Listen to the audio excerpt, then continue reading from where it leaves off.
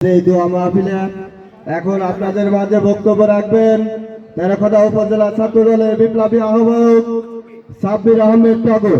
এখন আপনাদের মাঝে বক্তব্য রাখবেন সাব্বির আহমেদ টগর।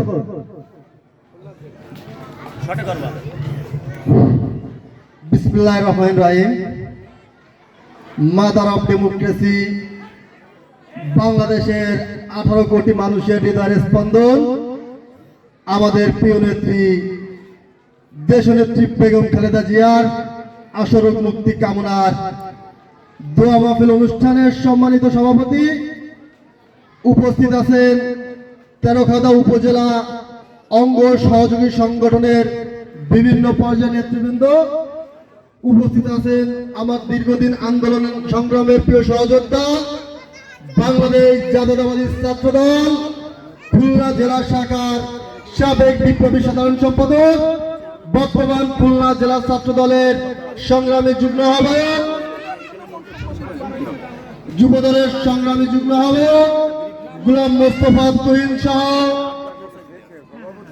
তেরখাদা, আলপাঙ্গাশিয়া, ভবানীপুর, বিলদুরিয়ার অঞ্চলের প্রিয় সংগ্রামী মানুষ, সবাইকে বাংলাদেশ জাতীয়তাবাদী ছাত্রদল তেরখাদা উপজেলা শাখার পক্ষ থেকে সংগ্রামী সালাম। আসসালামু আলাইকুম। আমি বক্তব্য দীর্ঘায়িত করব না, আমার সিনিয়র নেতৃবৃন্দ আপনাদের সামনে বক্তব্য দিবেন। আমি 2 থেকে 3টে কথাই বলবো। প্রিয় উপস্থিতি, আসন্ন নির্বাচন উপলক্ষে আপনারা দেখেছেন একটি কুচক্রী মহল ধর্মের দোহাই দিয়ে তারা এই বাংলাদেশের মানুষের ভোটাধিকার কুক্ষিত করার চেষ্টা করছে। আমি আপনাদের কাছে 2-3টা প্রশ্ন রাখবো। ইসলাম, আমরা যারা মুসলমান, আমরা মুসলমানরা ইসলাম ধরি। ইসলাম কি কোনো ব্যক্তির, কোন রাজনৈতিক গোষ্ঠীর, কোন নির্দিষ্ট দলের? ইসলাম কি কোন নির্দিষ্ট কোন দলের হতে পারে? আপনারা সবাই বলবেন, ইসলাম কি কোন নির্দিষ্ট দলের হতে পারে? ইসলাম সারা বিশ্বের মুসলিম উম্মাহ। ইসলাম আমার আপনার সবার। যে আওয়ামী লীগ করে সে ইসলাম, মুসলমান হলে সে ইসলাম ধর্মগ্রহণ, যে ধানের শীষ করে সে মুসলমান হলে সে ইসলাম ধর্ম গ্রহণ করে। প্রত্যেকটা মানুষ যারা মুসলিম তারা আমরা ইসলামে বিশ্বাস করি কিনা? একটা মহল বলতেছে যে এই দাঁড়িপাল্লায় ভোট দিলে আপনারা বেহেশতে যাবেন। এটা কি সম্ভব? আপনারা কি একটা প্রতীকে ভোট দিয়ে বেহেশতে যেতে পারবেন?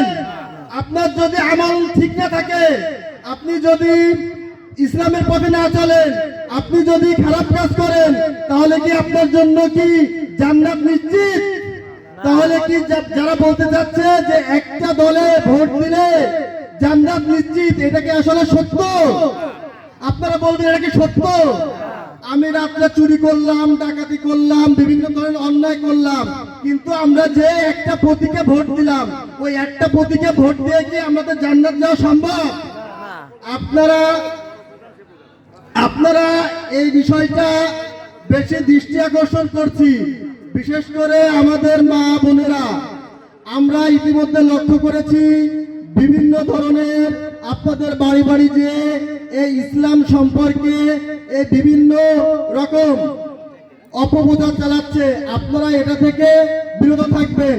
আপনারা বুঝবেন, আপনারা জানবেন যে ইসলাম হচ্ছে সারা বিশ্বের উম্মার, মুসলিম উম্মার। ইসলাম কোন ব্যক্তি, কোন গোষ্ঠীর একক নয়।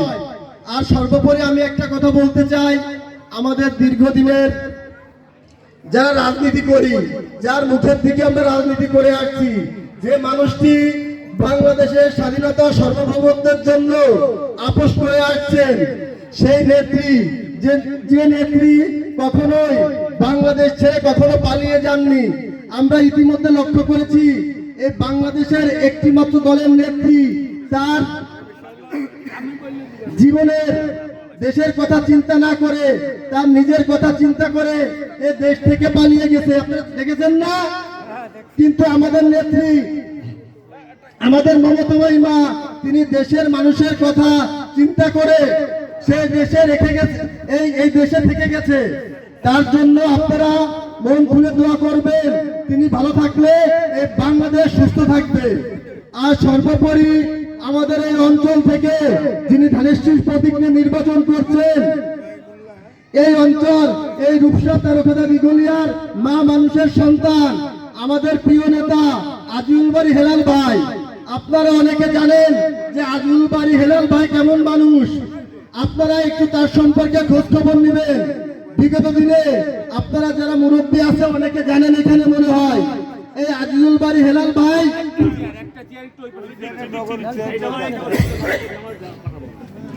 আজিউল বাড়ি হেলাল ভাই বিগত দিনে কোন দল দেখেনি, কোন মত দেখেনি, কে আওয়ামী লীগ করে, কে বিএনপি করে, কে জামাত করে সেটা দেখেনি। উনার কাছে যে গেছে উনি বিনা হিসেবে নিজের দেশের কথা চিন্তা করে, দেশের মাটির কথা চিন্তা করে, এই অঞ্চলের মানুষের কথা চিন্তা করে প্রত্যেক ঘরে ঘরে সাধ্যমতো সে চাকরি দিয়েছে। এটা কি আপনারা সবাই জানেন?